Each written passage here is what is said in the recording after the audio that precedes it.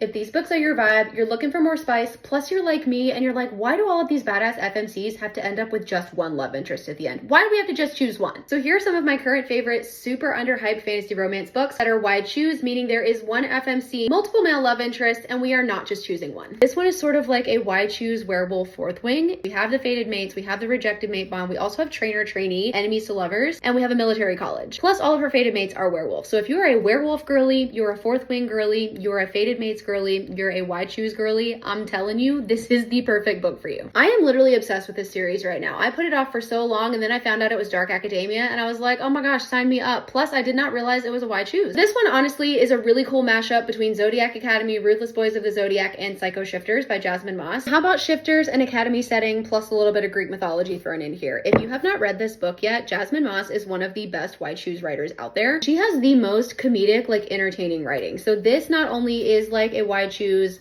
academia setting. This is what I would call like a dark fantasy romance that definitely has like dark elements in it. However, it will also have you laughing out loud. Literally, if you have not read Psycho Shifters yet, what are you doing? There was a scene in here that had me laughing out loud, and it takes quite a lot for me to have a physical reaction to a book. I could not hold it in. And it's a completed series. It's like a whole universe of books. What if we want our MMCs to be a little bit more on like the actually morally gray side? We want them to be like rude. The Bonds That Tie series by Jay Bree. This is one of those series that is like watching a trashy CW teen drama show, but it's got like actual Chili Pepper content. The men in here are some of my absolute favorites. Good thing we don't have to choose. I love an actually like morally dark gray MMC. That's what we're gonna get in here. They are not gonna be nice to our FMC, which is like my favorite thing. I don't know what that says about me. What about one that actually has beautiful, well done writing and like super deep character arcs and like deep plot?